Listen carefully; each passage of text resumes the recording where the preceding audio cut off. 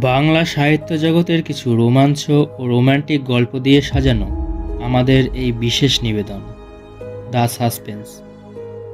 আজ আপনাদের জন্য সুভাষ মুখোপাধ্যায়ের লেখা পাতালপুরীর রাজ্য। সুভাষ মুখোপাধ্যায়ের জন্ম নদিয়া জেলার কৃষ্ণনগরে।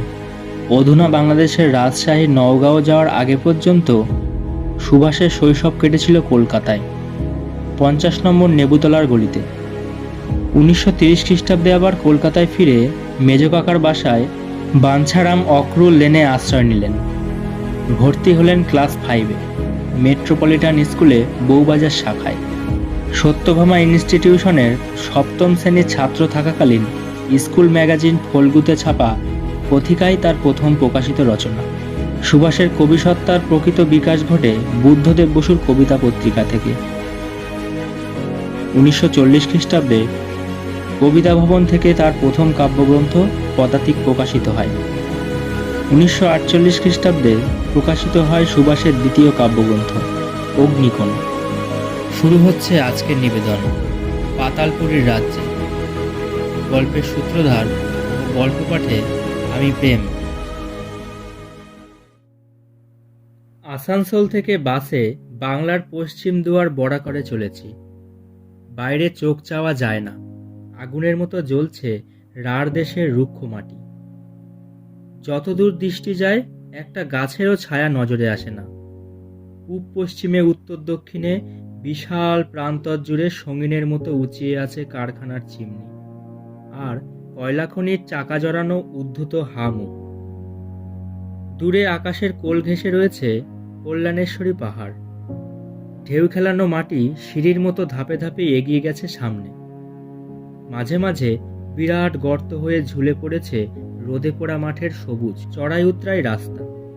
রাস্তার ওপর দিয়ে গেছে মালগাড়ির অসংখ্য লাইন।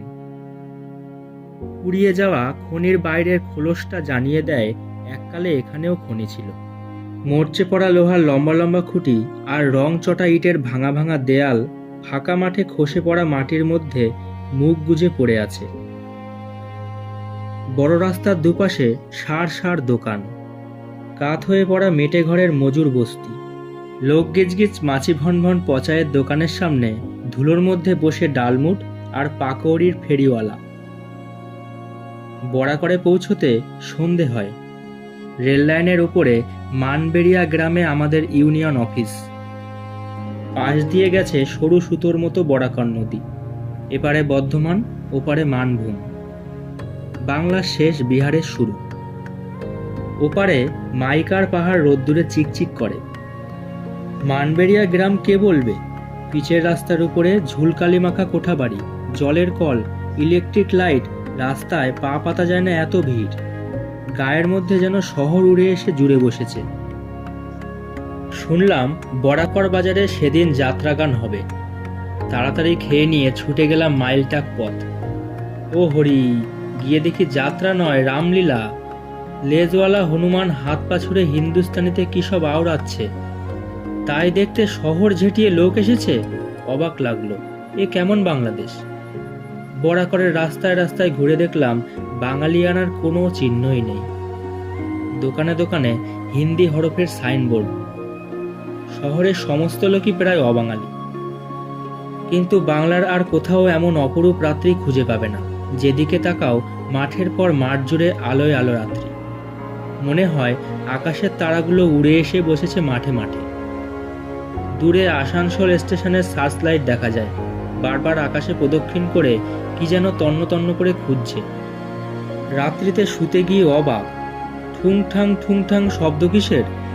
মেঝের থেকে মাথা তুলতেই আর শব্দ নেই। খিল খুলে বাইরে এলাম। রাস্তা নিশুতি। সামনের মাঠ পেরিয়ে দৈত্যের মতো দাঁড়িয়ে আছে বালতরিয়া কলিয়ারি। মাটির নিচে সুড়ঙ্গ গেছে। দিন নেই রাত নেই, আলো বাতাসহীন সেই সুড়ঙ্গ থেকে কয়লা তোলে খনির মজুররা। ঠুংঠাং শব্দ কি সেই পাতালপুরীর? পরদিন সকালে একেবারে অন্যরকম মনে হয় বড়াকর। মাঠটা বিষ্ঠায় ভরে আছে, দুর্গন্ধে টেকা যায় না। কলিয়ারির ঠিক পাশ দিয়ে গেছে মালগাড়ির লাইন। সামনেই কলের চালুনিতে কয়লা ঝাড়াই হচ্ছে। লোডিং কামিনরা সেই কয়লা ছোট ছোট টুকরিতে করে মালগাড়িতে বোঝাই করছে। মেয়ে মজুদদের বলে কামিন, কয়লা যারা বোঝাই করে তাদের বলে লোডিং কামিন। গা দিয়ে তাদের ঘাম গড়াচ্ছে, কয়লার গুঁড়ো লেগে চোখগুলো লাল টকটকে হয়ে আছে। সারাদিন খেটেও এরা মাস গেলে 15 টাকাও মজুরি পায় না। রেল লাইনের এপারে ওপারে দুই কুলি বস্তি, উপর ধাওড়া আর নিচু ধাওড়া। বস্তিকে ওরা বলে ধাওড়া। এই ধাওড়াগুলো কি চিজ বাইরে থেকে একদম বোঝা যায় না। উপর ধাওড়ায় উঠতেই একটা জলের কল, কলের সামনে পরপর উপুর করা প্রায় 500 কলসি। দোকানে কাপড় কিনতে লোকে যেমন কিউ করে দাঁড়ায়, ঠিক তেমনি মানুষের বদলে কলসিগুলো দাঁড়িয়ে আছে 2 ফোঁটা জলের জন্য। উপর ধাওড়ায় লোক থাকে 1000 খানেকের কিছু বেশি, তাদের জন্য 2টো মাত্র জলের কল। তাও 24 ঘন্টার মধ্যে কলের জল থাকে মাত্র 3.5 ঘন্টা। 1 ফোঁটা জলের জন্য অনেক সময় রক্তারক্তি পর্যন্ত হয়ে যায়। বাতিঘরের কাছে এসে দেখলাম রাতের পালি শেষ করে দলে দলে মজুর আর কামিনরা খাত থেকে উপরে উঠছে। সর্বাঙ্গে তাদের কয়লার গুঁড়ো যেন কেটে বসেছে। মাটির নিচের জ্বলন্ত অগ্নিকুণ্ড থেকে তারা উঠে আসছে। উঠেও শান্তি নেই, 1 ফোঁটা জলের জন্য ছটফট করতে হবে সারাটা দিন। মুদিখানার রোয়াকে দেখলাম 20-22 বছরের একটি মেয়ে মরার মতো পড়ে আছে। মাটির নিচে 8 ঘন্টা এক নাগাড়ে খেটে কিছুক্ষণ সে উপরে উঠেছে। ছোট ভাইটা জল ধরে রাখতে পারেনি, তাই ছায়ায় শুয়ে একটু জিরিয়ে নিচ্ছে। আজ আর স্নান হবে না, কয়লা মাখা শরীর নিয়েই সন্ধ্যাবেলায় আবার খাদে নামতে হবে। ধাওড়াগুলোর মাঝখান দিয়ে গেছে ছোট অপ্রশস্ত গলি, দুপাশে স্তূপাকার জঞ্জাল, নর্দমার বালাই নেই। গলির মধ্যে ঢুকলে পেচ্ছাপের তীব্র গন্ধে দম বন্ধ হয়ে আসে। এখানে একদিন থাকলে নরকবাসের ভোগান্তি কি হাড়ে হাড়ে বোঝা যায়। ঘর তো নয়, অন্ধকূপের মতো ছোট ছোট পায়রার খোপ, একটা মাত্র দরজা, জালনার বদলে ছাদের ঠিক নিচে 2টো ঘুলঘুল। ছোটবেলায় এক মফস্বল শহরে মেথরপাড়ায় এক শুয়োরের খোয়ার দেখেছিলাম। চারিদিক বন্ধ, তাতে শুধু একটা ছোট জালনা।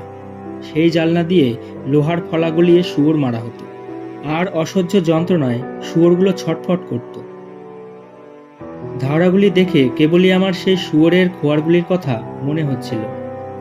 এক একটা ঘরে শুধু একটা নয়, 2-3টে পরিবার তাদের পঙ্গপাল নিয়ে থাকে, আর তাদের পাশে শুয়ে থাকে ছাগল, শুয়োর, হাঁস, মুরগি, সবকিছু।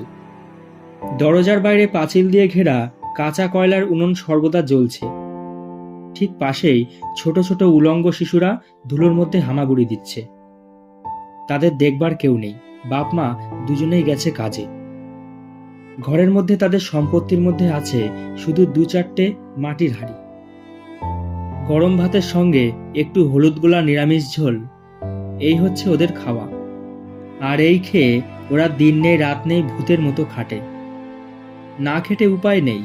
2-3 পুরুষ আগে যজ্ঞেশ্বর তুরীদের এখানে ঘরবাড়ি ছিল, জমি জমা ছিল। সব খুইয়ে এখন তারা বাপ বেটায় এসে খনিতে কাজ নিয়েছে। জামুরিয়া থানার পরিহারপুর গ্রাম কিভাবে উঠে যাচ্ছে তা আমি সচক্ষে দেখে এসেছি। উঠে যাবার নোটিশ এসেছে পরিহারপুর গ্রাম বাসিন্দাদের ওপর। তারা উঠি উঠি করে উঠতে পারছে না। অনেক দিনের স্মৃতি জড়ানো গাছ, ডোবা, জায়গা জমির মায়া কাটাতে কষ্ট হয়। 2 দিন পরে যজ্ঞেশ্বরী তুনির মতোই তাদের অবস্থা হবে। খনির মালিকের কাছ থেকে তারা নামমাত্র ক্ষতিপূরণ টাকা পাবে। তারপর পেটের জ্বালায় খনিতেই কাজ নিতে হবে। খনির নিজস্ব হাসপাতাল আছে। এই হাসপাতালকে মজুররা জমের মতো ভয় করে। যার মৃত্যু ভয় নেই সেই শুধু এই হাসপাতালে আসে, আর কেউ হাসপাতালে ছায়া মারায় না। হাত পা কেটে কুটে গেলে মজুররা অনেক সময় হাসপাতালে আসে। দুর্ঘটনায় কারো অঙ্গহানি হলে মালিক তাদের ক্ষতিপূরণ দিতে আইনত বাধ্য। কিন্তু সে আইন বড়লোকের জন্য, গরিবের জন্য নয়। ট্যান্ডেল কুলির কাজ করত কেষ্ট তেলি। বাতিঘরে লোহার ফটক পড়ে বছরখানেক আগে বেচারার ঘাড়টা চিরকালের মতো বেঁকে গেল। একটা চোখও কানা হলো, কিন্তু মামলা করে আজ পর্যন্ত সে কোম্পানির কাছ থেকে তার পাওনা 1 পয়সাও আদায় করতে পারেনি। মাথার উপর সময় সময় কয়লার চাপ ধসে। হঠাৎ হঠাৎ গ্যাস হয়ে হামেশাই খাদের নিচে মানুষ মারা যায়। খাদের নিচে যারা কাজ করে প্রাণ হাতে নিয়ে কাজ করতে হয়। এছাড়াও যা সব খুন জখম হয় তা শুনলেও গায়ে কাটা দেবে। কয়লা খনির ঠিকাদার, ম্যানেজার সবাই প্রায় সাহেব সুবেরাই হয়ে থাকে। তাদের দয়ামায়া বলে কিছু নেই। জানোয়ারের চেয়েও বেশি হিংস্র এরা। এদের বদখেয়ালের বিরুদ্ধে যে দাঁড়াবে তার নিষ্কৃতি নেই। এদের হাতে একদল গুন্ডার সর্দার থাকে। মনিবের একটু ইশারা পেলেই তারা যে কোনো কুলি কামিনকে দুনিয়া থেকে সরিয়ে দেবে। পাতালপুরীর রাজ্যে তাদের তাই অসীম দাপট। যারা খুন হয় তাদের লাশও নাকি খুঁজে পাওয়া যায় না। বছর 2 আগে বালতরিয়া খাদে এমন এক মুন্সির লাথিতে মরেছিল হলেজ খালাসি ত্রিভঙ্গ রায়। ত্রিভঙ্গর লাশ লুকিয়ে ফেলতে পারেনি। ত্রিভঙ্গই ছিল সংসারের একমাত্র রোজগেরে মানুষ। কোম্পানির নামে ত্রিভঙ্গর বউ খেসারত চেয়ে নালিশ রুজু করেছিল। ত্রিভঙ্গর জীবনের দাম সাব্যস্ত হয়েছিল 800 টাকা, কিন্তু 1 বছরে ওর মামলা চালাতেই নাকি 800 টাকার উপরে খরচ পড়ে গিয়েছিল। ত্রিভঙ্গর বাড়ির কেউ বেঁচে থেকে সে টাকা নিতে পেরেছিল কিনা জানি না। খনির ভিতরের খবর বাইরের বিশেষ কেউ জানে না। কর্তৃপক্ষের বিশ্বস্ত ও চেনাশোনা লোক ছাড়া বাইরের কেউ খনির নিচে নামতেও পারে না। কাজেই লুকিয়ে খাদের নিচে নামার ব্যবস্থা করতে হলো। একজন মুসলমান সর্দারের সঙ্গে কথা হলো। সে আমাকে সঙ্গে করে নিয়ে যাবে। বলতে হবে দেশ কা আদমি। চশমা খুলে রেখে যেতে হবে। শার্টের বদলে গেঞ্জি আর ধুতির বদলে লুঙ্গি পরতে হবে। রাত্রির 3টের সময় দাঁড়াতে হবে বাতিঘরের সামনে। মালিকের লোক চিনে ফেললে বিপদ হতে পারে। লিফটের মতো বিরাট কপিকলটা বাইরের আলো ছেড়ে বিদ্যুৎ বেগে যখন নিচে নামে তখন হঠাৎ অন্ধকারের দম বন্ধ হয়ে আসে। চোখে জমাট অন্ধকার ছাড়া আর কিছুই দেখা যায় না। নামতে নামতে মনে হয় যেন কোথায় কোন পাতালে তলিয়ে যাচ্ছি। পৃথিবীর জল, বায়ু, মাটির জন্য মন প্রাণ হাঁপিয়ে ওঠে। হঠাৎ পায়ের নিচে কপিকলটা ঘটাং করে আটকায়।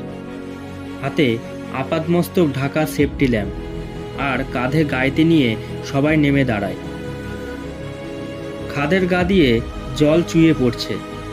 গোলকধাঁধার মতো অসংখ্য সুড়ঙ্গ চলে গেছে ডাইনে বায়ে। মোড়ে মোড়ে হাওয়া চলাচলের খোলা দরজা।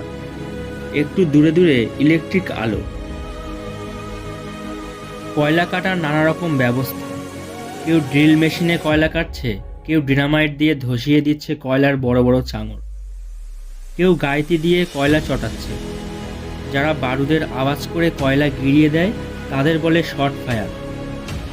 খাদ মজুদদের বলে মাল কাটা। এখানে এক রকমের কিম্ভূত ভাষা গড়ে উঠেছে। না বাংলা না হিন্দি, এক রকমে পাঁচমিশালি ভাষা। এখানকার বাঙালি কুলি কামিনরাও সেই ভাষাতেই কথা বলে। খাদের নিচে টবে কয়লার ভর্তির পর সেই টব দড়ির কলের উপরে তোলে হালেজ খালাসিরা। টব টেনে তোলার জন্য আলাদা আলাদা লাইন পাতা সুড়ঙ্গ। সেই লাইন ঠিক রাখার জন্য আছে সাফাই কুলি। ভর্তি টব ঠেলে নিয়ে যাওয়া আর খালি টব মাল কাটাদের হাতে ফিরিয়ে দেওয়ার কাজ টালোয়ানদের। ওপরের কয়লার চাপ ভেঙে পড়ার মতো কাঠের ঠেকো দেয় যারা, তাদের বলে কাঠমিস্ত্রি। এছাড়া রাজমিস্ত্রিও আছে। তাদের কাজ ইটের গাঁথুনি দেওয়া। খাদের নিচে চোয়ানো জল মারার জন্য আছে পাম্প খালাসি আর বেলিং খালাসি। বেলিং খালাসিরা হাতে করে ঝুড়ি আর বালতি নিয়ে জল মারে। এদের সকলের ওপর খবরদারি করে পিট সরকার, ইনচার্জ আর ওভারম্যান। এদের দস্তুর মতো ঘুষ না দিলে কয়লা খাদে কারোর বাঁচার ক্ষমতা নেই। পাতালপুরীর কোটাল এরা। পদে পদে দুর্ঘটনা বাঁচিয়ে খাদ মজুদদের কাজ করতে হয়। এক মুহূর্ত অসতর্ক হলে বিপদ অনিবার্য। একজন মজুর এক পালিতে খেটে যা রোজগার করে তাতে পেট পোষাতে পারে না। তাই 2 পালিতে একসঙ্গে 18 ঘন্টা 20 ঘন্টা খাটতে হয় অনেককে। খাদে যারা কাজ করে বেশি দিন তারা বাঁচে না। হুকওয়ার্ম, যক্ষা, কুষ্ঠ আর নিউমোনিয়া খনি অঞ্চলের সঙ্গের সাথে। খাদের নিচে একটানা সুড়ঙ্গ চলে গেছে। সুড়ঙ্গকে বলে সুদ। সুদের মধ্যে মাথা নিচু করে হাঁটতে হয়, না হলে যে কোনো সময়ে শক্ত পাথরে মাথা ঠুকে যাবার সম্ভাবনা। অভ্যেস না থাকলে বেশিক্ষণ থাকা যায় না, কয়লার গুঁড়োয় দম আটকে আসে। যখন উপরে এলাম, সকাল হতে বেশি দেরি নেই, মনে হলো 2-3 ঘন্টার জন্য নরকবাস করে এলাম। সামনে কয়লা খাতে কুলিদের ধাওড়াগুলোর নজরে পড়ল। সকালের পালিতে যারা কাজ করে তারা জেগে উঠেছে। পিঠে খিদে নিয়ে এক নরককুণ্ড থেকে এক নরককুণ্ডে চলেছে তারা। তার একপাশে সাহেব ঠিকাদারের আর ম্যানেজারদের বাংলো, সামনে লাল লাল ফুলের বাগান। মনে হলো হাজার হাজার মজুরের বুকের রক্ত ওদের বাগানে ফুল হয়ে ফুটে আছে। খনির মজুররা এতদিন বুঝে সব সহ্য করে এসেছে, উপরের দিকে অসহায়ভাবে হাত তুলে নিজেদের অদৃষ্টকে ধিক্কার দিয়েছে। আজ আর সেদিন নেই। খনির অন্ধকারেও আলোর খবর পৌঁছেছে। অত্যাচারীর বিরুদ্ধে দল তৈরি হয়েছে খনি মজুরদেরও। সাঁওতাল বিদ্রোহীদের রক্ত আজও শিরায় শিরায় বয়ে নিয়ে বেড়াচ্ছে যারা, আস্তে আস্তে তারা অন্ধকারে উঠে দাঁড়াচ্ছে। বিরসা মুন্ডার বংশধরেরা ভগীরথের মতো মাটির নিচে বয়ে নিয়ে যাবে রক্ত গঙ্গাকে। পিতৃপুরুষের ক্ষুধিত আত্মাকে তৃপ্ত করবে তারা। তাদের দিকে তাকিয়ে খনি মালিক সাহেবদের বাগানের লাল ফুল লাল আগুন হয়ে জ্বলে উঠবে, দেরি নেই। শুনছিলেন পাতালপুরীর রাজ্যে। গল্পের এডিটিংয়ে অনেক